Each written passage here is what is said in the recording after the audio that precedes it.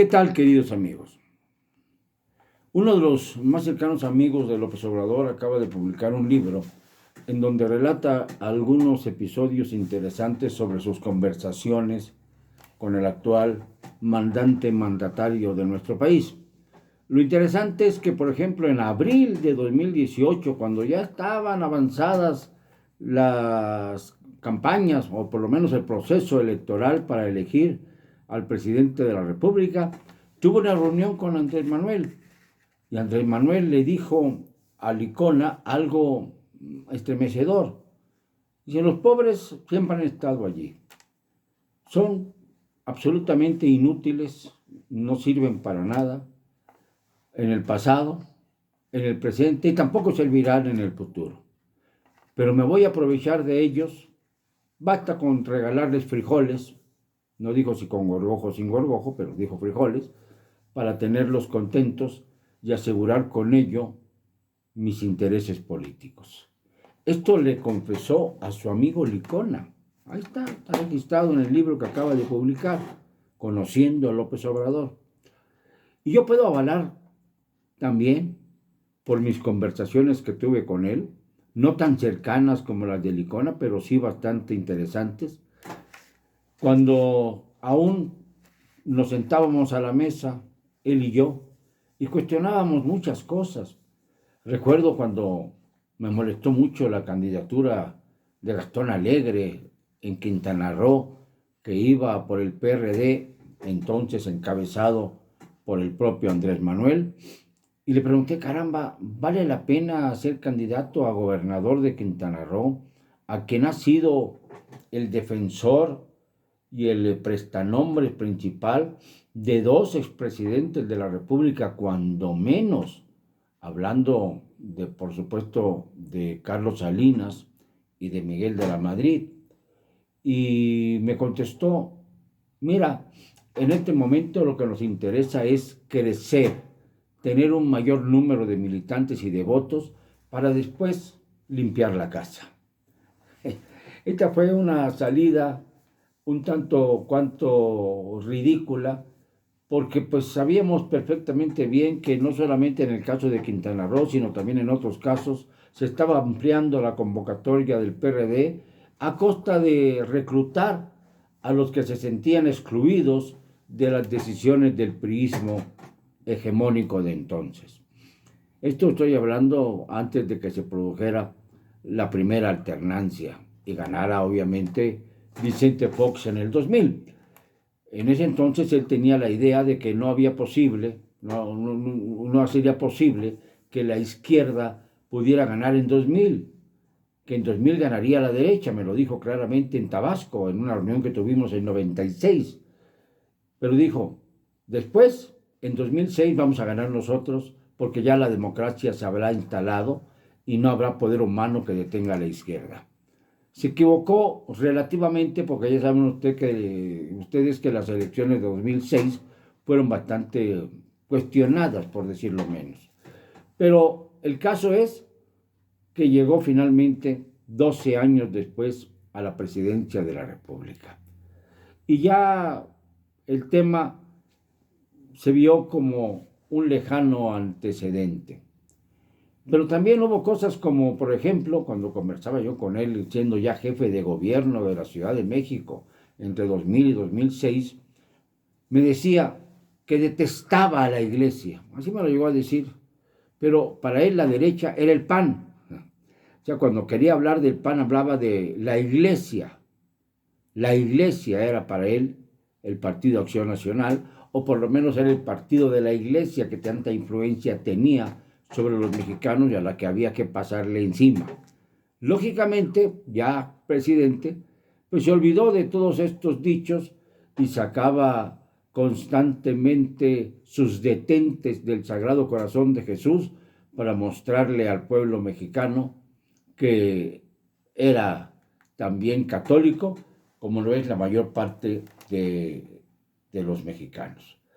Y claro, con ello logró más aprecio entre los que eran de derecha, más plegada al clero y a la iglesia católica, y no tanto con los de izquierda, que siempre han tenido cierto recelo respecto a la iglesia. Acuérdense de la cristiada, que no está muy lejos en el tiempo, aunque parezca que sí, pero solamente estamos a 90 años de que surgió la cristiada, o sea que hay algunos que todavía viven, por ejemplo Echeverría, que ya tiene 100 años, que nacieron durante el tiempo en que había estas revueltas como la cristiada, que ponían en duda la posibilidad de que las grandes frases, las grandes sentencias de la revolución triunfaran. Esto es el panorama que marcaba la idea de un López Obrador que siempre hablaba de lo que se proponía hacer y que luego no cumplió cabalmente con su palabra. Yo recuerdo que una vez lo visité en el Palacio del Ayuntamiento y había una manifestación en el Zócalo bastante molesta, ya tenía varios días, y me dijo, asómate, vamos a asomarnos al balcón para que veas cómo va a reaccionar la gente a favor mío. Y nos asomamos. Apenas abrió el balcón, la gente volteó, alguien dijo, miren, ahí está López Obrador, y voltearon muchísimo.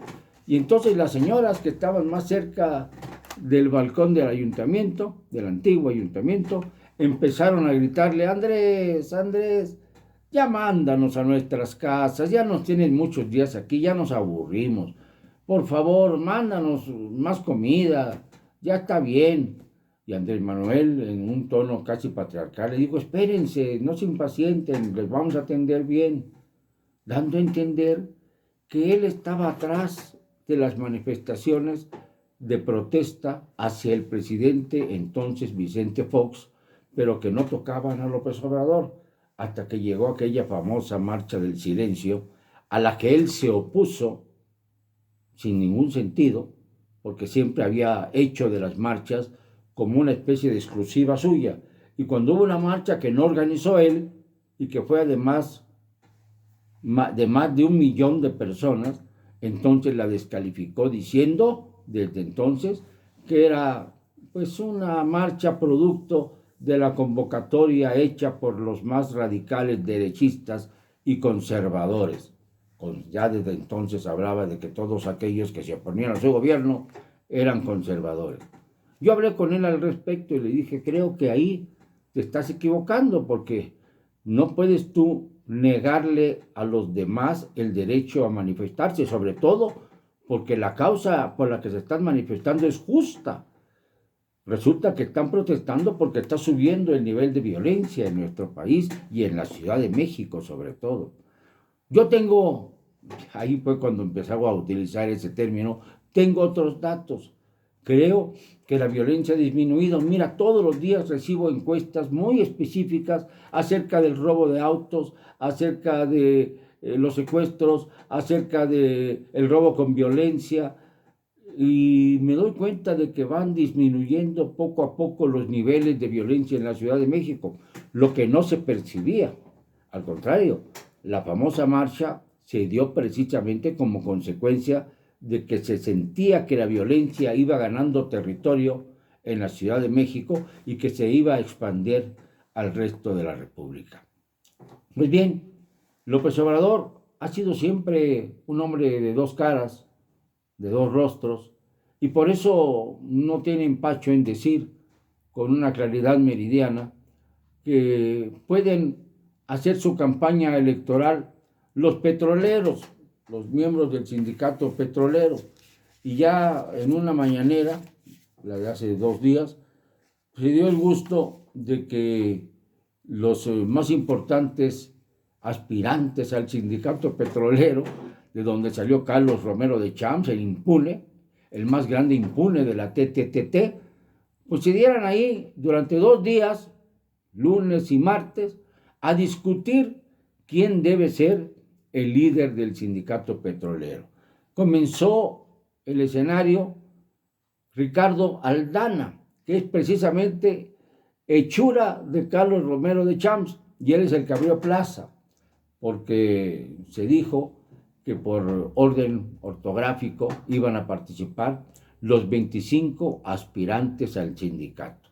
y se agarraron porque inmediatamente María Cristina Alonso, que fue la segunda, gritó a los cuatro vientos que no podía el sindicato volver a caer en las manos de los ladrones a los que habían expulsado. No sé quién nos expulsó porque Romero de Champs sigue muy orondo paseando por el mundo con sus hijos en sus aviones privados, dándose la vida de un verdadero jeque árabe mientras la impunidad se mantiene. Y luego siguieron el lunes Daniel Aranda, Victoria Redondo, José Luis Cabrera, etcétera, etcétera. Y allí el martes, al día siguiente, siguieron los que faltaban, diciendo lo mismo. Unos diciendo que tenían que expulsar a los ladrones del pasado, que estaban tratando de volver a conquistar el sindicato, y otros más acusando a los supuestos líderes de estar bajo intereses que tienen que ver precisamente con el López Obradorismo.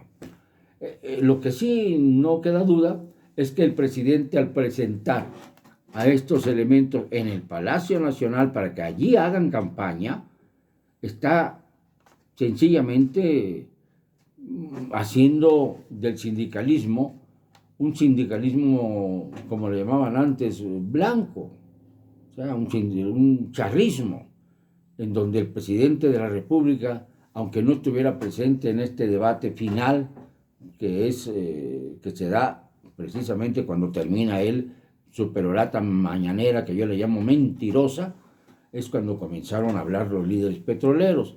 Pero aunque no estuviera presente, sí estaba presente la señora Luisa María Alcalde, que es nada menos que la secretaria del Trabajo, por si usted no lo sabe, porque es una persona que ha estado bastante a la sombra, como muchos otros funcionarios del gabinete.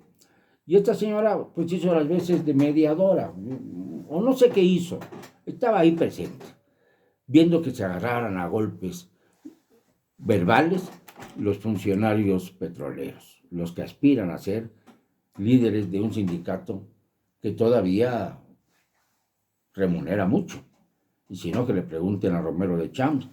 Dicen que cuando cayó la quina dijeron que con esto se acababa el cacicazgo petrolero y no se dieron cuenta que se formaron más caciques petroleros que en la época de la quina. Y la quina cayó, recuerden ustedes, en enero de 1989, apenas un mes y medio después de que asumiera la presidencia Carlos Salinas de Gortari y le cortara la cabeza porque tenía sospechas o quizá evidencias de que la quina había apoyado la candidatura de Cuauhtémoc Cárdenas a la presidencia en 1988. Así se han dado las cosas en nuestro país. Y ahora el señor López Obrador, a imitación de Salinas, se entromete en la vida sindical, deja hablar a los presuntos líderes en su Palacio Nacional, en su foro, demostrando así que tiene la mano metida en el sindicato, tratando de que las cosas queden igual que antes. Porque el hecho de que debatan no es una experiencia democrática si se hace en Palacio Nacional. Ellos tienen su local, los petroleros, ellos tienen la forma de resolver sus querellas sin necesidad de tener como guardianes las cuatro paredes del foro presidencial. Esto revela que el presidente está desesperado por acabar con todas las autonomías, con las autonomías del Poder Legislativo y del Judicial, con la autonomía de los órganos como el Instituto Nacional Electoral, como la Comisión Nacional de Derechos Humanos, en donde puso ahí a la hija de doña Rosario Ibarra de Piedra, porque a ella la ve como una segunda madre. Esa es la verdad. Yo me acuerdo que en su oficina del Palacio del Ayuntamiento tenía colgada una enorme fotografía de doña Rosario, prácticamente en hombros de sus simpatizantes en el Zócalo. Y eso era lo que le inspiraba a él todas las mañanas. Allí comía viendo el rostro de doña Rosario, quien también era el canal para poder hablar con el famoso subcomandante Marcos, ahora Galeano, y cuyo nombre es Rafael Guillén Vicente. Para hablar con él tenía uno que hablar con Rosario Ibarra de Piedra. Bueno, sin autonomías, sin respeto a los líderes sindicales, manoseando a unos y a otros, así gobierna México el hombre que dijo que es el presidente más cuestionado de la historia y que dijo que sus adversarios, todos, son los grandes conservadores de México. El conservador es él. Perdónenme, no me van a callar. Y lo digo con cero cobardía.